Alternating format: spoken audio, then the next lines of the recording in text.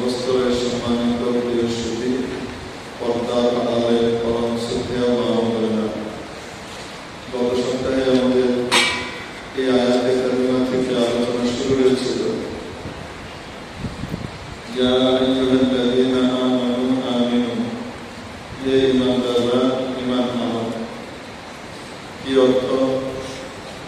হে ঈমানদাররা, তোমরা তোমাদের ঈমানের উপরে দৃঢ় থাকো, বহাল থাকো, এখান থেকে নড়চড় করো না। আরেক অর্থ হলো যে হে ঈমানদাররা, তোমরা তোমাদের ঈমানকে সতেজ করো, তাজা করো, সবসময় খোসা মাথার মধ্যে রাখো, নতুন করতে থাকো। কিভাবে সে নতুন করা যায়? হাদিস শরীফে নবীজি বললেন, জাদ্দিদু ঈমানাকুম, তোমরা তোমাদের ঈমানকে নবায়ন করো, নতুন করো। সাহাবীরা জিজ্ঞেস করলেন, কিভাবে করবো ইয়া রাসূলুল্লাহ? ঈমান আবার নতুন করে আনবো কিভাবে? আমরা তো ঈমানদার আছি। নবীজি বললেন, আকসিরু ক্বাওলা লা ইলাহা ইল্লাল্লাহ, লা ইলাহা ইল্লাল্লাহ বাণী বেশি বেশি বলো। এখানে দুটি মর্ম মুহাদ্দিসিনে কেরাম লিখেছেন। একটি হলো লা ইলাহা ইল্লাল্লাহ উইর্দ এবং জিকির বেশি বেশি করা, যখনই সুযোগ পাওয়া যায় লা ইলাহা ইল্লাল্লাহ, লা ইলাহা ইল্লাল্লাহ, লা ইলাহা ইল্লাল্লাহ, লা ইলাহা ইল্লাল্লাহ করতে থাকা। আর দ্বিতীয় হলো এই কালিমার মর্ম মানুষের কাছে বেশি বেশি করে বলতে থাকা, কালিমার প্রতি মানুষকে দাওয়াত দিতে থাকা। এখানে আরেকটি অর্থ এখানে রয়েছে, শানে নুজুল বিভিন্ন রকমের রয়েছে। তার মধ্যে একটি হযরত ইবনে আব্বাস রাদিয়াল্লাহু তাআলা আনহু থেকে বর্ণিত হয়েছে যে হযরত আব্দুল্লাহ ইবনে সালাম, যিনি ইহুদিদের অনেক বড় পণ্ডিত, ইহুদিদের মধ্যে হিলুল বলা হতো, নাকি অনেক বড় আলেম ছিলেন। ইহুদিদের মধ্যে তাকে বিদ্যাসাগর মনে করা হতো, তাওরাতের বড় আলেম ছিলেন। তো হযরত আব্দুল্লাহ ইবনে সালাম, উসাইদ, আসাদ, উবাই কাবের বেটা সালাবা এবং ওনার এক ভাগিনা, পাশাপাশি আরেকজন ছিলেন ইয়ামিন ইবনে ইয়ামিন। এনারা সবাই নবীজি সাল্লাল্লাহু আলাইহি ওয়াসাল্লামের কাছে আসলেন। এসে বললেন, ইয়া রাসূলুল্লাহ, আমরা আপনার উপর ঈমান আনি, আপনার যে কিতাব আছে সেই কিতাবের উপর ঈমান আনি। মুসা আলাইহিস সালাম এবং মুসা আলাইহিস সালামের কিতাব তাওরাত, সেটার উপর ঈমান রাখি যে সেটাও সঠিক ছিল, এবং হযরত উযাইর আলাইহিস সালামের উপর ঈমান আছে। এছাড়া বাকি যারা আছে কারো উপর আমাদের কোনো ঈমান নেই। বাকি কোনো নবী, কোনো কিতাব, এগুলো আমরা বিশ্বাস করি না। শুধু আমরা যে দিনের উপরে ছিলাম, মুসা আলাইহিস সালামের দিন আর তার কিতাব, আর আপনার যে দিন আর কিতাব আছে এটার উপরে আমরা ঈমান আনি। তো নবীজি সাল্লাল্লাহু আলাইহি ওয়াসাল্লাম বললেন, এইভাবে তো ঈমান হবে না। ঈমান তো তোমার মন মতো আনলে হবে না, ঈমান তো আল্লাহর মন মতো আনতে হবে। তখন আল্লাহ তাআলা এই আয়াত নাযিল করলেন। এই আয়াত যখন আল্লাহ পাক নাযিল করলেন, তখন শোনার সাথে সাথে তারা আবার পরিপূর্ণভাবে ঈমান আনলেন। অর্থাৎ কোরআনে কারীম নবীজির মাধ্যমে যে সমস্ত বিষয়ের উপরে ঈমানের কথা ঘোষণা করেছে, এই সবগুলোর প্রতি তারা আবার ঈমান আনলেন। সেই প্রেক্ষিতে এই আয়াতে কারিমা নাযিল হয়েছিল। এটাও একটি মর্ম এই আয়াতের। আল্লাহ তাআলা বলেন, ইয়া আইয়ুহাল্লাযীনা আমানু, হে ঈমানদাররা, আমিনু, তোমরা ঈমান আনো, বিল্লাহি ওয়া রাসূলিহি, ঈমান আনো আল্লাহর উপর এবং তার রাসূলের উপর। তার রাসূলকে বলুন, আল্লাহ রাসূলকে রাসূলুল্লাহ সাল্লাল্লাহু আলাইহি ওয়াসাল্লাম। নবীজি সাল্লাল্লাহু আলাইহি ওয়াসাল্লাম তাদেরকে বলেছিলেন যে শোনো, তোমরা যেভাবে ঈমান আনছো এগুলো করা হবে না, বরং তোমরা ঈমানটা এইভাবে আনো যে আমরা ঈমান আনলাম আল্লাহর উপর, বাল আমিনু বিল্লাহি তাআলা ওয়া মুহাম্মাদিন সাল্লাল্লাহু আলাইহি ওয়াসাল্লাম, ঈমান আনো আল্লাহর উপরে, মুহাম্মদ সাল্লাল্লাহু আলাইহি ওয়াসাল্লামের উপরে বিল কোরআন, তার কিতাব কোরআনের উপরে, ওয়া বিকুল্লি কিতাবিন কানা ক্বাবলাহু, এবং ইতিপূর্বে যত কিতাব আল্লাহ নাযিল করেছিলেন এই সমস্ত কিতাব যথাযথ ছিল, যথাসময়ে এবং সঠিক ছিল, সঠিকভাবে নাযিল হয়েছে। সেই সমস্ত কিতাবের উপরে ঈমান তোমাদেরকে আনতে হবে। ফাকালু, তারা বলল, লা নাফআল, আমরা এটা পারবো না। সব কিতাব আমাদেরকে বিশ্বাস করতে হবে যে সব ঠিক ছিল না, শুধু আমাদেরটাই ঠিক ছিল। তো আল্লাহ তাআলা তখন এই আয়াত নাযিল করলেন। যখন এই আয়াত নাযিল করলেন তখন তারা কি করলো? সকলে আবার সঠিকভাবে ঈমান আনলেন। আল্লাহ কি আয়াত নাযিল করলেন?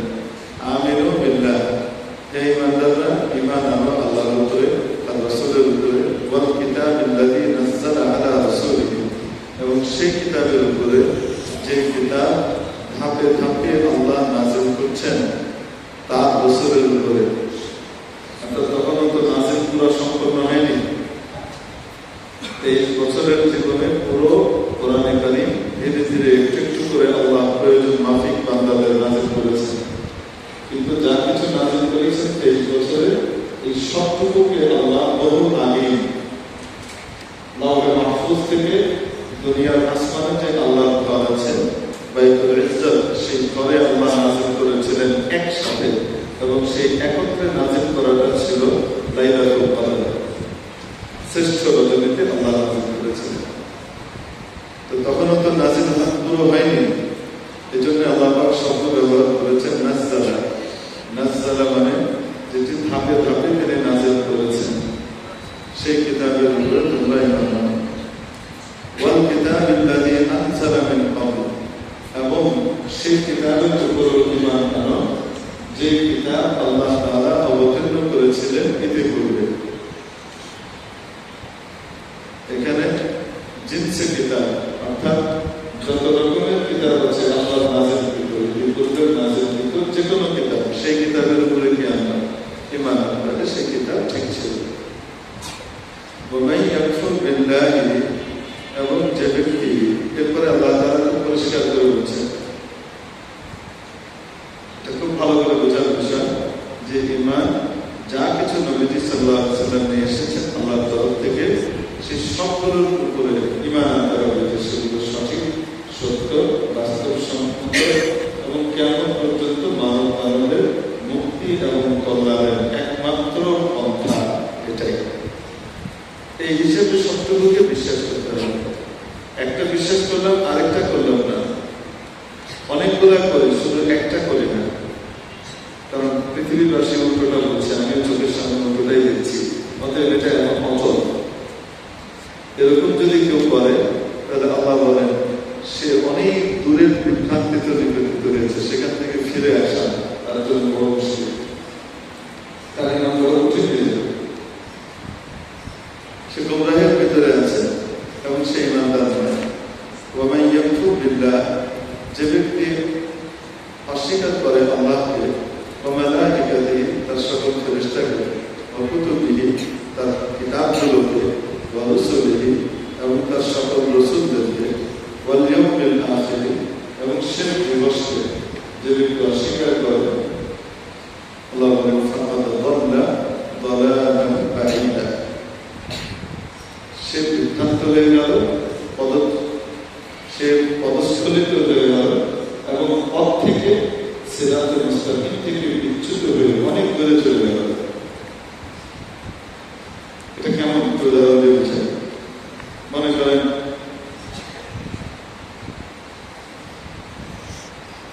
এদিকে চট্টগ্রাম, বাসে করে চট্টগ্রামের দিকে কারো উদ্দেশ্য হলো সে কোথায় যাবে?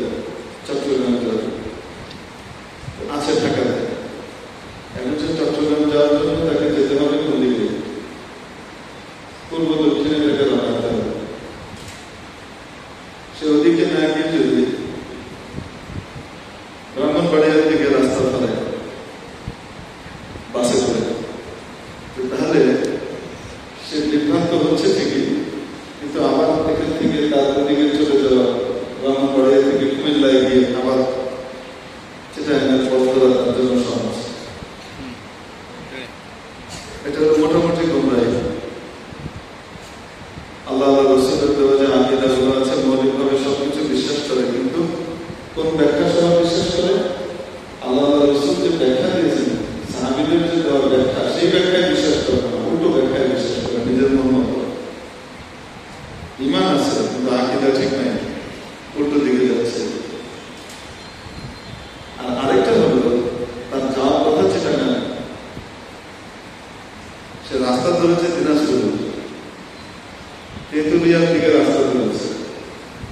তো যত সে যেতে থাকবে তত সে তার টার্গেট থেকে কাছের দিকে যাবে না, দূরের দিকে যেতে থাকবে, তত দূরে যাবে। তো আল্লাহ পাকের দেওয়া ইসলামের যে মৌলিক বিধিবিধান, এগুলোর মধ্যে কোনো একটাকে যদি কেউ অস্বীকার করে, সে এরকম বহু দূরের বিভ্রান্তিতে নিপতিত হয়, অর্থাৎ সে বেঈমান হয়ে যায়। সেখান থেকে তার ফিরে আসাটা বড় কঠিন হয়। সে নিজেকে মনে করে ইমানদার, কিন্তু আসলে সে ইমানদার না। তো এখানে মুফাসসিরিন কিরাম লিখেছেন যে আল্লাহ রাব্বুল আলামিন এখানে পরিষ্কার করে বলে দিয়েছেন, যে ব্যক্তি ইমানের মূল বিষয়গুলোর মধ্যে থেকে কোনো একটাকে অস্বীকার করবে, ইমান আনতে হবে, সবগুলোর উপরে আনতে হবে, একটাও যদি ছুটে যায় তাহলে তার ইমান থাকবে না। কোনো একটাকে অস্বীকার করলেও সেই ইমান হারা হয়ে যাবে। হুজুর ফতোয়া দেন, চাই না দেন, মুফতি সাহেব তার ব্যাপারে কোনো ফতোয়া দেন, চাই না দেন, সে বেঈমান। সময় মতো সে দেখবে আসলে তার ইমান ছিল না, অর্থাৎ তার সমস্ত আমল সে যা করেছে এগুলো সব বরবাদ, কোনোটাই কাজে যাবে না। কারণ ইমান আর আমলের উদাহরণগুলো সংখ্যা আর শূন্যের মতো, আমলগুলো হলো সব শূন্যের মতো। এগুলো যদি সংখ্যাবিহীন হয়, যত কোটি সংখ্যা হবে, শূন্য হবে, তত আলোচনা। আর যদি নাকি একটা সংখ্যার পরে এগুলো ডান দিকে বসতে থাকে, তাহলে প্রতি শূন্যে 10 গুণ করে বাড়তে থাকে। আমলের দাম তখনই হবে যখন সেই আমলের সাথে কি থাকবে? ইমান থাকবে। ইমান না থাকলে সব বরবাদ। একজন ব্যক্তি সবকিছুর উপরে তার ইমান আছে, কিন্তু আল্লাহ দেওয়া যে পর্দার বিধান সেটা সে বিশ্বাস করে না। সে মনে করে যে পর্দার বিধানটা হলো মানব জাতিকে, নারী জাতিকে পশ্চাৎপদ করে দেওয়ার একটা বিধান, নারী জাতিকে ঘরে বন্দী করার বিধান। এটা একটা ভুল, এটা ঠিক নয়। এই কথা মনে করার সাথে সাথে, বিশ্বাস করার সাথে সাথে, বলার সাথে সাথে এই ব্যক্তি ইমান হারা হয়ে গেল। এই ব্যক্তির ইমান যা ছিল সেটা চলে গেছে। আর যদি শুরু থেকে সে আল্লাহ কিতাবের এই অকাট্য বিধানকে বিশ্বাস না করে থাকে, কারণ এটা তো আল্লাহ কিতাবের বিধান, শুরু থেকে বিশ্বাস না করে থাকে, তো শুরু থেকেই বেঈমান। কারণ সে হজ করুক, উমরা করুক, যাই করুক, কাজ হবে না।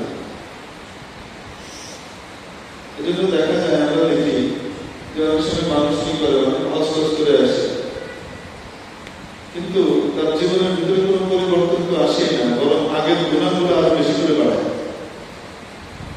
কেন? আসলে বেচারা হজটা হয়নি।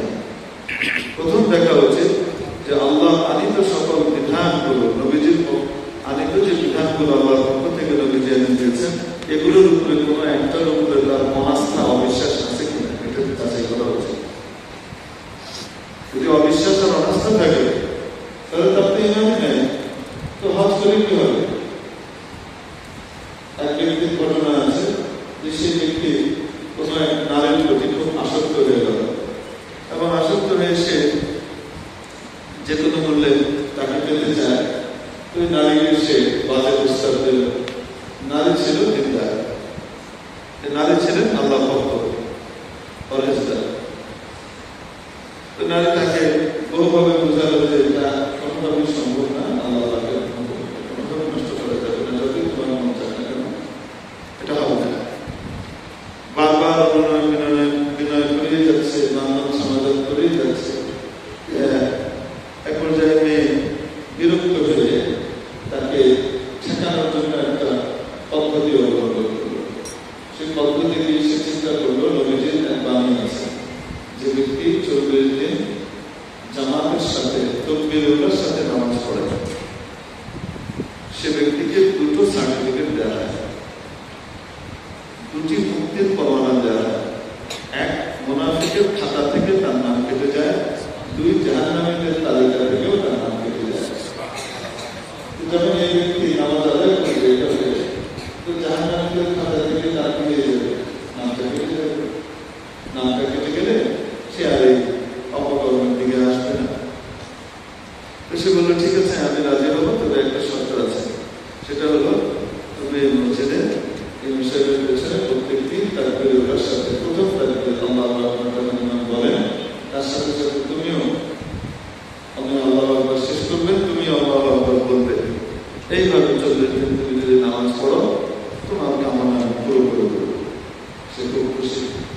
40 দিন নামাজ আদায় করে তারপরে একবারে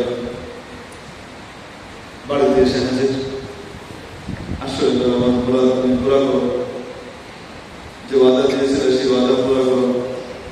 এমনি বলে যে আমি তো তোমার ওয়াদা, মেয়ে খুব চিন্তিত হয়ে গেল, এটা কিভাবে হয়? তার তো এতদিনে বদলে যাওয়ার কথা, বদলানোর ব্যাপার ছিল। তো মেয়ে বলছে যে এই ওয়াদা আমি পালন করবো না, কারণ যে ওয়াদা আল্লাহর নাফরমানের ওয়াদা হয় সেই ওয়াদা পালন করা উচিত না, বরং সে ওয়াদা পালন না করা উচিত। আল্লাহর নাফরমানের ওয়াদা পালন না করা উচিত, আমি এটা করবো না। তখন তুমি মনে করছো আমাকে খুব করা খাওয়া দিচ্ছে, তাই না? 40 দিন নামাজ পড়েছ, আত্মীয় আমি কি করলাম? আমাকে হারাই দিচ্ছ, তুমি আমার হারাই পারো। আমি নামাজে একটা অবসর সাথে তুমি আমাকে ঠকাও, আমি তোমাকে ঠকাই দিচ্ছি। এই যে মহাবুদ্ধিমান, এই মহাবুদ্ধিমানের দশাকে আপনি বলেন, সে তো আসলেই গুনাহ থেকে ফিরে আসতে পারবে, নেককার হয়ে যেতে পারবে যদি আসলে নামাজটা পড়তে উৎসাহ করে। নামাজ তো সাথে পড়ে নাই, নামাজ হয়েছে, পরিবর্তন তো হয় নাই, নামাজ শয়তানি আরো বেড়েছে। তো ওইরকমই দেখা যায় অজর পরভাস করছে, এটার পর এটা করছে, ওটার পর এটা করছে, কিন্তু কি কারণে যেন সমস্যার সমাধান হচ্ছে না, তার কারণ কি বুঝলে অনেক সময় দেখা যায় যে আসলে তার ইমানই নেই, তার সে জানে না যে তার ইমান নেই। এই জন্য ইসলামের যত বিধান আছে এগুলো মোল্লা তন্ত্র না। মোল্লারা যেগুলো বলেন সেগুলো নিজের পকেট থেকে বলেন না, সেগুলো আল্লাহ বলেন তাই বলেন। যে কথাগুলো আল্লাহর কথা মোল্লারা আমাদেরকে শুনিয়ে দেন, তারা শুধুমাত্র মেসেঞ্জার, আমাদেরকে পৌঁছে দিচ্ছে। এই জন্য আল্লাহ পাক আমাদেরকে পরিপূর্ণভাবে সমস্ত কিছুর উপরে ঈমান আনবার তৌফিক দান করেন। ومن يكفر بالله وملائكته وكتبه ورسله واليوم الآخر فقد ضل ضلالا بعيدا। মুআজ্জাজ হাজিরিন, আজকে একটা বিশেষ দিন সামনে আছে এবং ওই দিন সংক্রান্ত অনেক বিষয় আমাদের মাহবুবদের জানা জরুরি, যেগুলো জুমার মধ্যে আমরা বললেও সেগুলো আমাদের মাহবুবরা তার শুনতে পারবে না। আজকে তাফসীরের ভিতরে বিশেষভাবে তারাও আছেন পর্দার আড়ালে, তো এই জন্য আগামী দুদিন পরের বিষয়ের কিছু কথা এখন পেশ করে দেওয়াটা জরুরি মনে করছি। দেখেন, আল্লাহ রাব্বুল আলামিন এই উম্মতকে সবচেয়ে শ্রেষ্ঠ উম্মত বানিয়েছেন, শ্রেষ্ঠ উম্মতকে শ্রেষ্ঠ নবী দিয়েছেন। শ্রেষ্ঠ নবীর কাছে যে কিতাবটা নাযিল করেছেন সেটা শ্রেষ্ঠ কিতাব বানিয়েছেন, এবং এই কিতাবটা যে রজনীতে নাযিল করেছেন সেই রজনীটা শ্রেষ্ঠ রজনী, হাজার মাসের চেয়ে উত্তম, লাইলাতুল কদরে আল্লাহ নাযিল করেছেন। এবং এই উম্মতের জন্য সাপ্তাহিকভাবে শ্রেষ্ঠ দিন বরাদ্দ করেছেন। বুখারী শরীফের ভিতরে হাদিস আছে, রাসূল পাক সাল্লাল্লাহু আলাইহি ওয়াসাল্লাম ইরশাদ করেন যে আল্লাহ পাক ইহুদীদেরকে সুযোগ দিলেন যে তোমরা কোন দিন ইবাদতের জন্য বিশেষ করে বাছাই করে নিবে, তো তারা নিল শনিবার। খ্রিস্টানদেরকে দেওয়া হলো, তারা যে সানডে মানডে থেকে শুরু করে তবে সপ্তাহের প্রথম দিন মনে করলো, এজন্য তারা নিল কোনবার, রবিবার। রাসূল পাক সাল্লাল্লাহু আলাইহি ওয়াসাল্লামকে যখন আল্লাহ পাক ইখতিয়ার দিলেন যে আপনি একটা দিন বাছাই করে নেন, নবীদের জন্ম সোমবার, তো সেই হিসেবে স্বাভাবিকভাবে নেওয়ার কথা ছিল সোমবার। নবীজি সোমবার দিলেন কি জুমার দিন, শুক্রবার। যখন নবীজি তার উম্মতের জন্য শুক্রবার বাছাই করে নিলেন, আল্লাহ পাক বললেন আপনি শ্রেষ্ঠ দিনটাই নিয়েছেন, আমার কাছে ওই দিনগুলোর ভিতরে সেরা দিন দিয়েছিল। এই উম্মতকে আল্লাহ শ্রেষ্ঠ দিন দান করেছেন সাপ্তাহিকভাবে।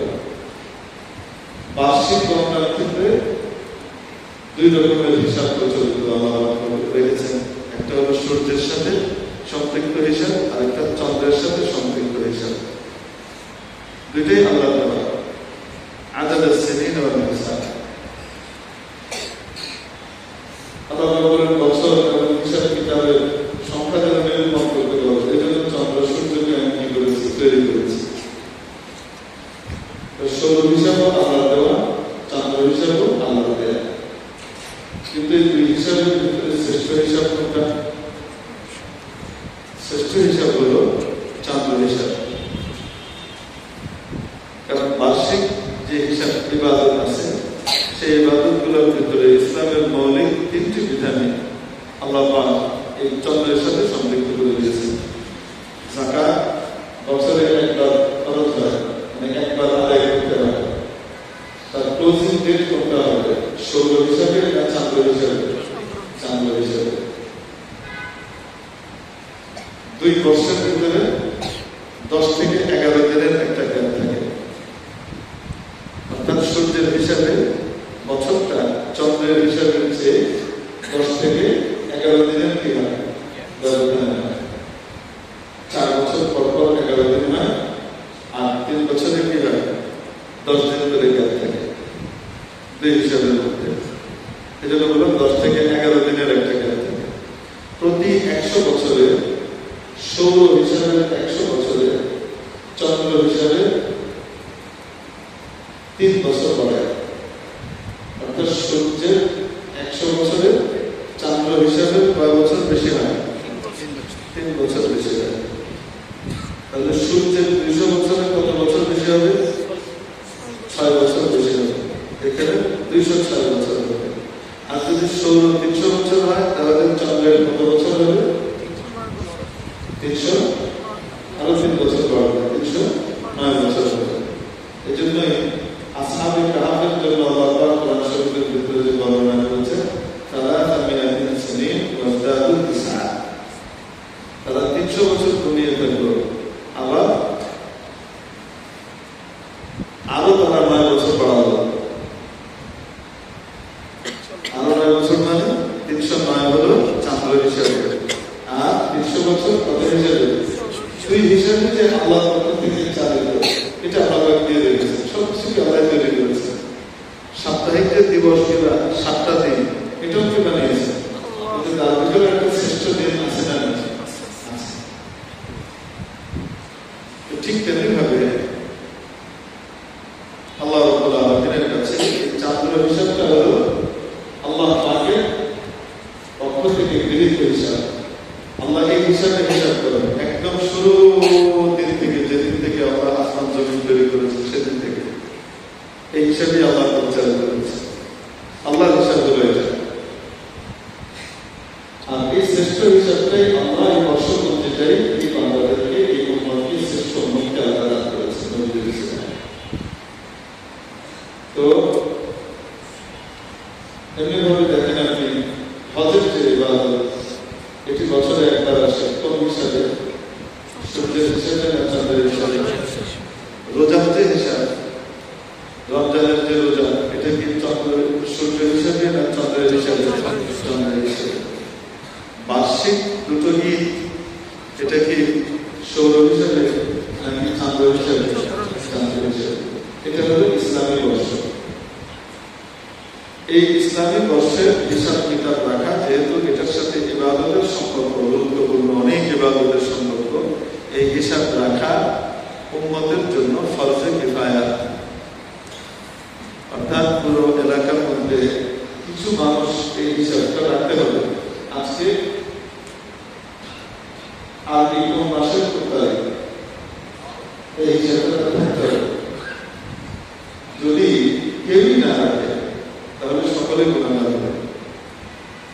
এটা এত গুরুত্বপূর্ণ বিষয়, কারণ এটার সাথে রমজানের সম্পর্ক, রোজার সম্পর্ক, এটার সাথে হজের সম্পর্ক, এটার সাথে সমস্ত গুরুত্বপূর্ণ অনেক বার্ষিক ইবাদতগুলোর সম্পর্ক, যাকাতের সম্পর্ক। এই যে হিজরি সন যেটাকে আমরা বলি, এটা হলো সেই চন্দ্র হিসাবে সন। কিভাবে হিজরি সনের উৎপত্তি হলো জুমার মধ্যে আমরা সেখানে আলোচনা করেছি। এখন সেটা আলোচনা করা খুব জরুরি মনে হচ্ছে না। হিজরি সনের প্রথম মাস যেটি, সেটি হলো মুহররমুল হারাম। এই যে বললাম দুটো হিসাব, সৌর হিসাব, চন্দ্র হিসাব, এটার ভিতরে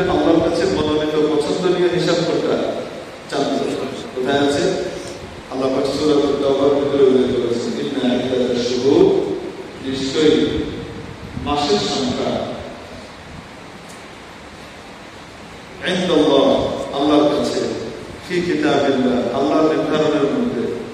আল্লাহ সে রবে মাহফুজের ভিতরে আল্লাহ তাআলা নির্ধারণ করে রেখে দিয়েছেন। সেটি কি? ইয়াউমা খালাকাস সামাওয়াতি ওয়াল আরদ, 12 শাহর, মোট 12 মাস। কত মাস? 12 মাস। যেদিন আল্লাহ আসমান জমিন সৃষ্টি করেছেন সেদিন থেকে 12টা মাস নির্ধারণ করে দিয়েছেন। 12 মাস তো ইংরেজিতেও আছে, রোমানদের আলাদা হিসাব আছে। 12 মাস সৌর হিসাবেও আছে, চান্দ্র হিসাবেও আছে। এই চান্দ্র হিসাবকে আল্লাহ সম্মান দিচ্ছেন কিভাবে? মিনহা আরবাআতুন হুরুম, এই 12 মাসের ভিতরে 4টি মাস আছে বিশেষভাবে সম্মানিত। এই বিশেষ সম্মানিত মাসগুলোর ভিতরে কোনটি? মুহররম, তারপরে রজব, এরপরে জিলকাদা, জিলহিজ্জা। ধারাবাহিকভাবে যদি বলি, জিলকদ, জিলহজ, মুহররম আর রমজানের 2 মাস আগের যে মাস রজব, এটা হলো বিশেষ সম্মানিত মাস। এই মাসের ভিতরে কাফেররা ইসলাম গ্রহণ যুগে ওই মাসগুলোকে সম্মান দিত, কারণ তারা ইব্রাহিম আলাইহিস সালামের পুত্র হযরত ইসমাঈল আলাইহিস সালামের কাছ থেকেই কি শিখেছে? দিন শিখেছিল। সেই ইসমাঈল আলাইহিস সালামের শেখানো দিন কিছু না কিছু তাদের ভিতরে বহাল ছিল, অনেক পরিবর্তন করে তারা মধ্যে দিকে চলে গেছে, কিন্তু অনেক বিষয় বহাল ছিল। তার মধ্যে এটাও একটা। এই 4 মাসকে বিশেষ সম্মানিত মাস মনে করা হলো। এই 4 মাস সম্মানিত অর্থ কি? আল্লাহ যেন এই 4 মাসকে সম্মানিত হিসেবে স্বীকৃতি দিচ্ছেন। আগেও তারা কি করতো? এই 4 মাসের ভিতরে অন্যায় কাজ যেগুলো, জুলুমের কাজ, যেগুলো বন্ধ করে দিত।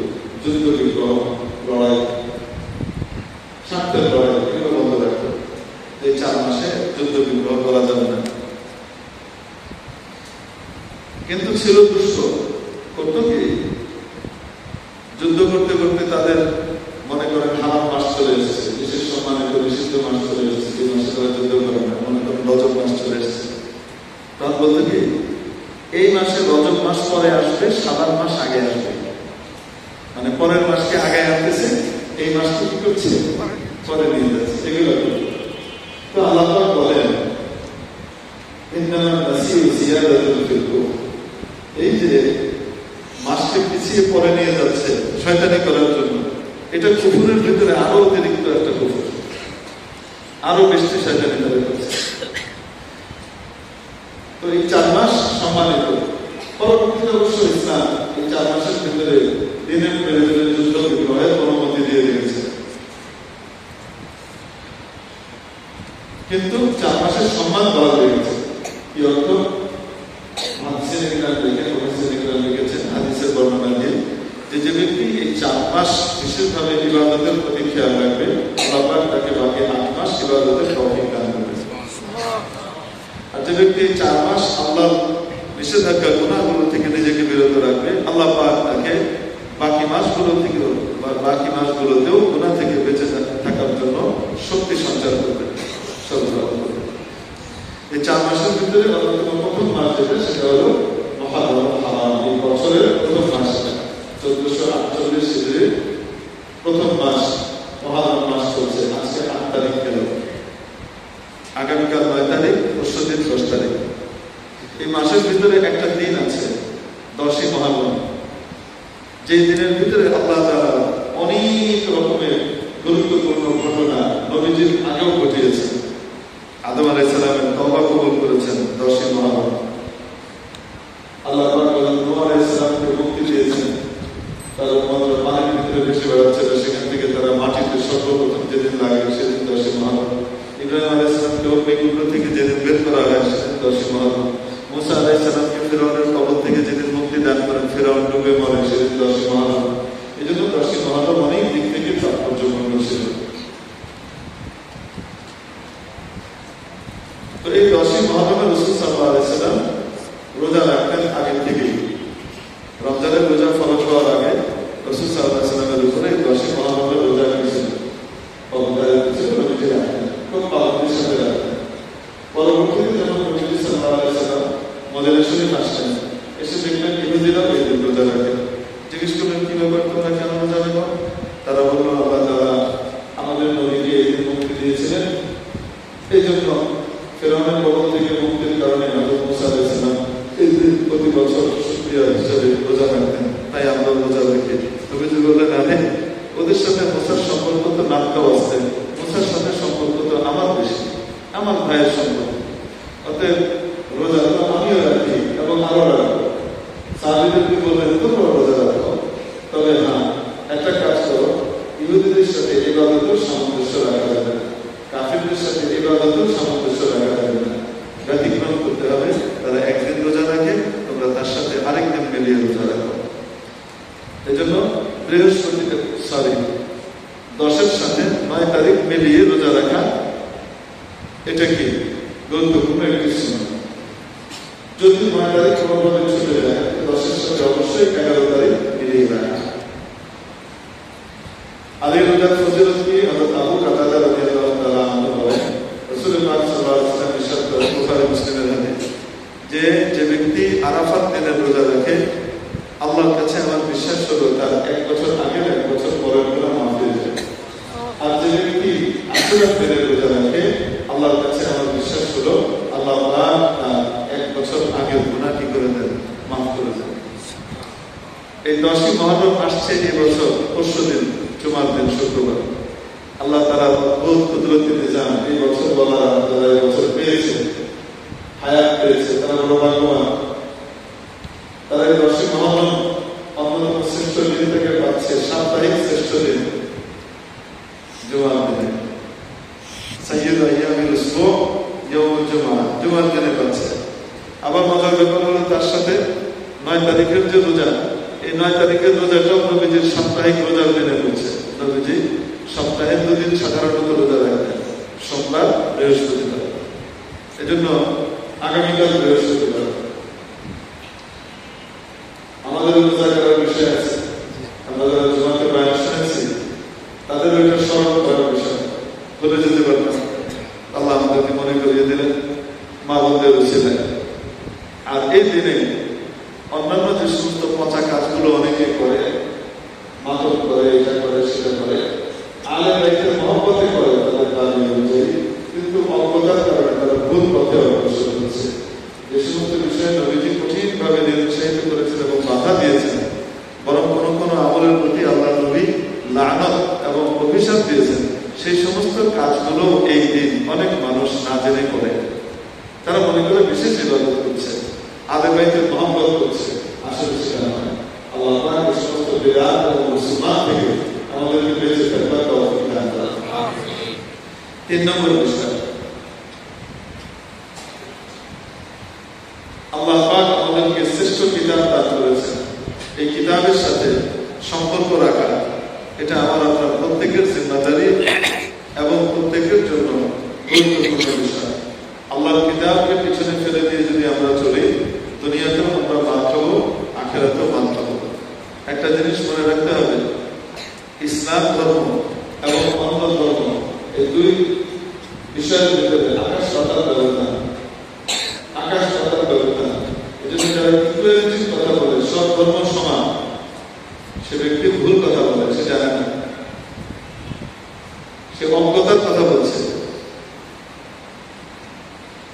কারণ আলো এবং অন্ধকার দুটা কখনো এক হতে পারে না। আলো এবং অন্ধকার দুটা কখনো, ন্যাচারাল এবং আনন্যাচারাল বস্তু দুটা কখনো এক স্তরে আসতে পারে না। যেমন মনে করেন আল্লাহ রাব্বুল আলামিন বৃষ্টি তৈরি করেছেন, পানি তৈরি করেছেন, আসমান থেকে কি আসে? বৃষ্টি পড়ে। এখন পানির নাম আসলেই আগুনের নামও আসে, আগুন পানি, আগুন পানি, আগুন পানি। এখন যদি কেউ দাবি করে যে বৈষম্য দূর করার দরকার, 4 মাস যেমন বৃষ্টি পানির হয়, 1 মাস সম্পর্কে আগুনের হওয়া উচিত। অগ্নি বৃষ্টি কেন হবে না? এটা যদি কেউ দাবি করে, এরকম লোককে আমরা কি বলবো? বুদ্ধিমান বলবো না পাগল বলবো? কেন? সে প্রকৃতি এবং প্রাকৃতিক নিয়মের বিরোধিতা করছে, তবে এটা কখনোই সম্ভব না। কিছুক্ষণের জন্য মেনে নিই, যদি এটা হয় তাহলে কি হবে? পানির বৃষ্টির কারণে মরা শুকনো খটখটে জমি সেটা সজীবতা ফিরে পায়, সঞ্জীবনী শক্তি পায়, সেখানে বহুমুখী বহু রকমের উদ্ভিদের জন্ম হতে থাকে।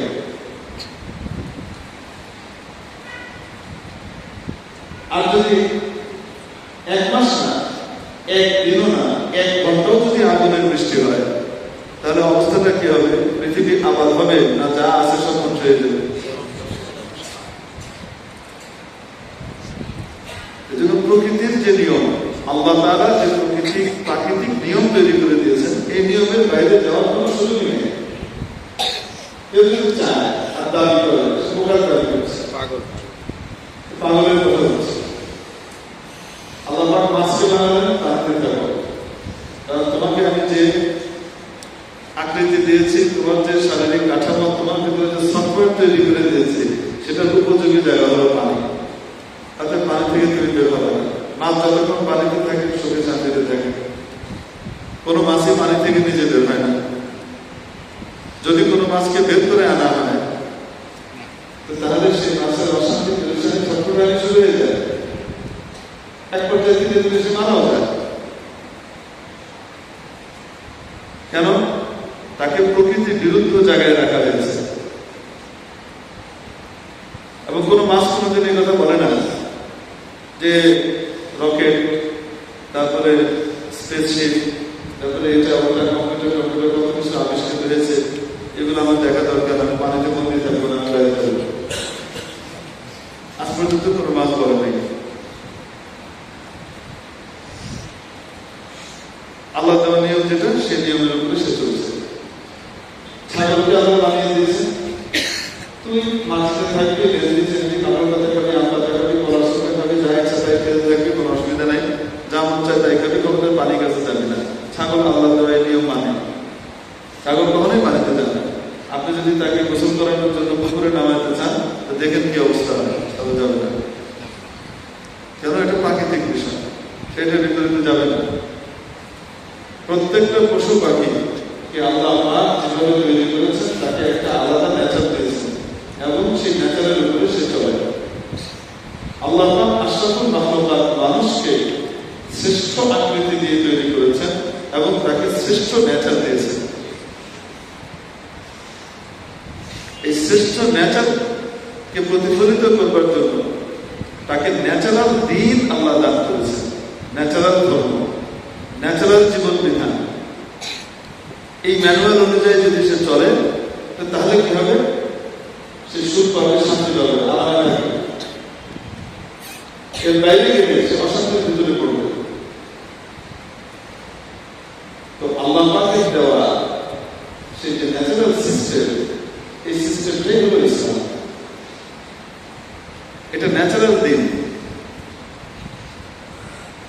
সমস্ত মানব জাতির সাথে সামঞ্জস্যপূর্ণ একটা দিন, তার স্বভাব, রুচি, প্রকৃতি, এটার সাথে সামঞ্জস্য করে আল্লাহ এই দিনটা নাযিল করেছেন।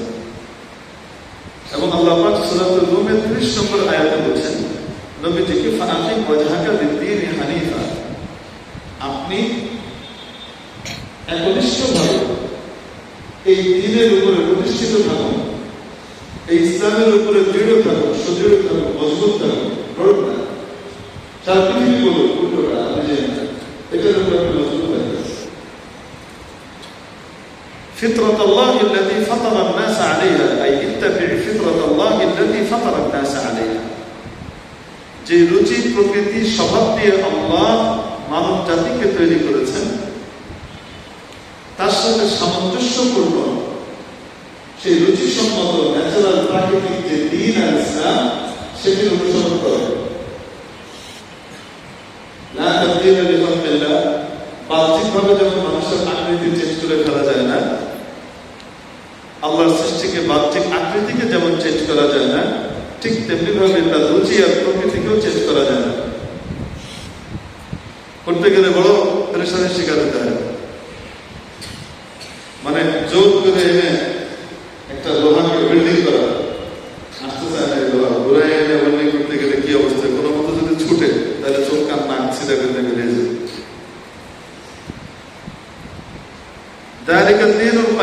আল্লাহ বলেন এটাই হলো একদম সুপ্রতিষ্ঠিত, একদম মজবুত, সরল দিন। ওলাকিন্না আকসারান নাসি লা ইয়ালামুন,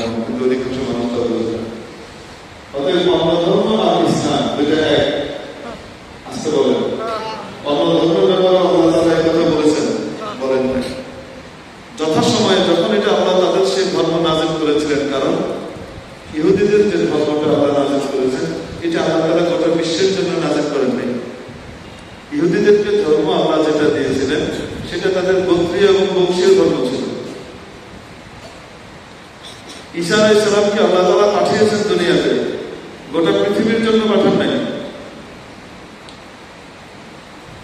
কিয়ামত পর্যন্ত জন্য পাঠান নাই। ঈসা আলাইহিস সালাম নিজেই বলেছেন, আমাকে পাঠানো হয়েছে বনী ইসরায়েলের জন্য, তাদের জন্য। অতএব বনী ইসরায়েলের রুচি প্রকৃতি মিলিয়ে ওই জামানার যেমন ছিল, আল্লাহ তাদের মতো করে সেই দিন কি করেছেন, নাযিল করেছেন। কোন নবীকে আল্লাহ কোন বিশেষ এলাকার জন্য, কোন নবীকে আল্লাহ কোন দেশের জন্য, কোন নবীকে আল্লাহ বিশেষ কোন গোত্র আর বংশের জন্য, কোন নবীকে আল্লাহ কোন গ্রামের জন্য পাঠিয়েছেন। যে নবীকে যে জায়গায় পাঠিয়েছেন, প্রত্যেক নবীর মূল কথা ছিল এক, লা ইলাহা ইল্লাল্লাহ। প্রত্যেক নবীর মূল কথা ছিল এক, কিন্তু জীবন বিধান সেটা তাদের সাথে সামঞ্জস্যপূর্ণ করে রুচির মতো করে মানিয়ে মানিয়ে আল্লাহ এক একজনকে এক এক রকম করে দিয়েছিলেন। কিন্তু নবী পাক মুহাম্মদ রাসূলুল্লাহ সাল্লাল্লাহু আলাইহি ওয়াসাল্লামকে আল্লাহ তাআলা পাঠিয়েছেন গোটা পৃথিবীর সমস্ত মানুষের জন্য, শুধু গোটা পৃথিবীর জন্য না, কিয়ামত পর্যন্ত সমস্ত মানবতার জন্য। সমস্ত রুচির, সব রকমের মানুষের মূল রুচিগুলোকে এনে আল্লাহ তাআলা সেটার সাথে সামঞ্জস্যপূর্ণ দ্বীন ইসলাম কোরআন নাযিল করেছেন। এজন্য আল্লাহ নবী বলেন যে আল্লাহ পাক কোরআনে বলছেন, ইয়া কুল ইয়া আইয়ুহান নাস, ও নবী আপনি বলেন হে মানব জাতি, ইন্নী রাসূলুল্লাহি ইলাইকুম জামিআ, আমি তোমাদের সকলের জন্য রাসূল হিসেবে এসেছি, সকলের জন্য রাসূল হিসেবে এসেছি। এজন্য ইসলাম এবং কোরআন গোটা মানব জাতির ধর্ম, গোষ্ঠীগত ধর্ম আর গোটা মানব জাতির ধর্ম কোনদিন এক হয় বলেন না কেন? আর প্রত্যেক দেশের কিছু কিছু আলাদা আলাদা ল আছে, কিন্তু জাতিসংঘের একটা ইন্টারন্যাশনাল ল আছে, গোটা পৃথিবীর সমস্ত দেশের একটা ল আছে আলাদা। আবার প্রত্যেক দেশের ভিন্ন ভিন্ন কি আছে, তো এটা আর ওইটা কোন সময় এক হয়। দুটোর ভিতরে যখন টক্কর হয় তখন কোনটাকে প্রাধান্য দিতে হয়? গোটা পৃথিবীকে মিলিয়ে যেটা আছে সেটা ঠিক করা লাগে, ঠিক রাখা লাগে। এটা একটা উদাহরণ দিয়ে বোঝাচ্ছে, আসলে এই উদাহরণ পরিপূর্ণ ফিট হয় না। এই জন্য আল্লাহর দেওয়া যে কিতাব কোরআন, এটা আমাদের জন্য কত বড় নিয়ামত আমরা জানি না। এটা এমন এক জীবন বিধান, এমন এক কিতাব যে কিতাব সমস্ত গোটা মানব জাতির লজিকের সামনে রেখে ন্যাচারাল সিস্টেমকে আল্লাহ করে দিয়েছেন। এই জন্য অন্য ধর্ম আর ইসলাম কোনোদিন এক নয়, হতেই পারে না। আল্লাহ তাআলা আমাদেরকে মৌলিক বিষয়কে বুঝবার তৌফিক দান করেন।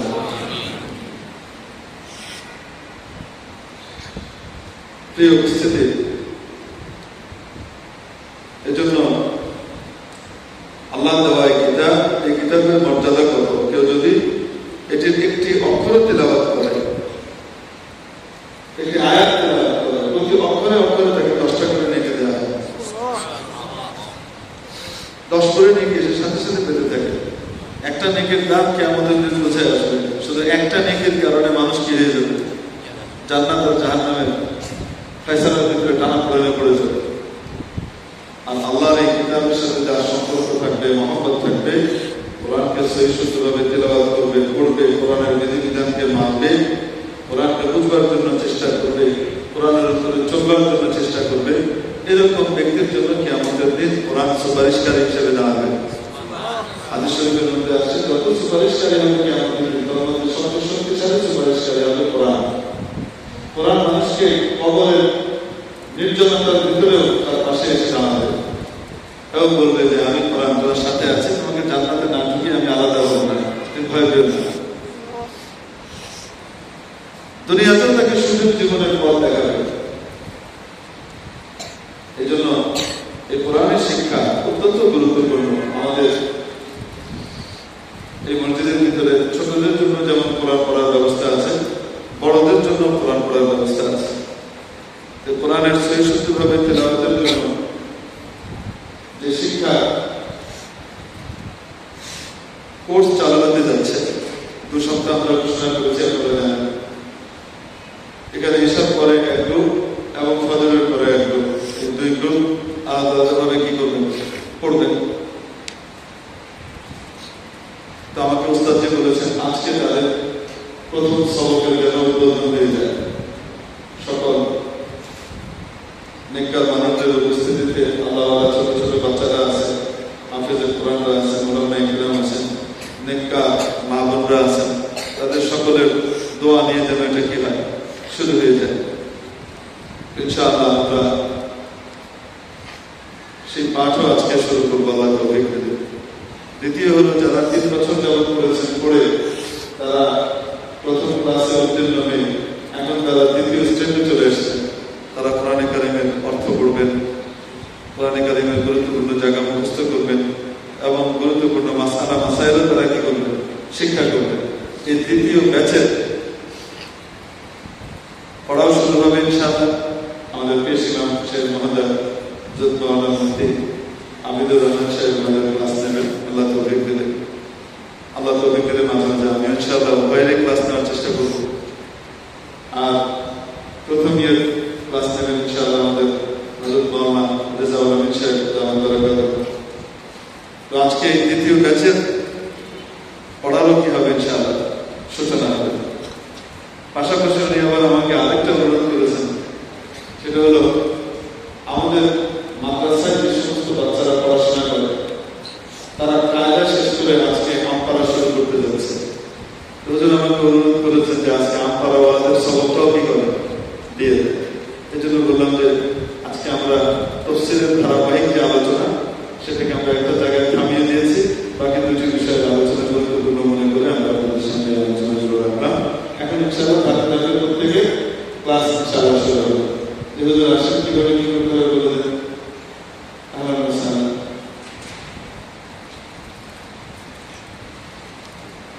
যে আমরা বড়রা যারা আছি সকলের সাথে আমরা সবগুলো ইনশাআল্লাহ একসাথে চলতে থাকি।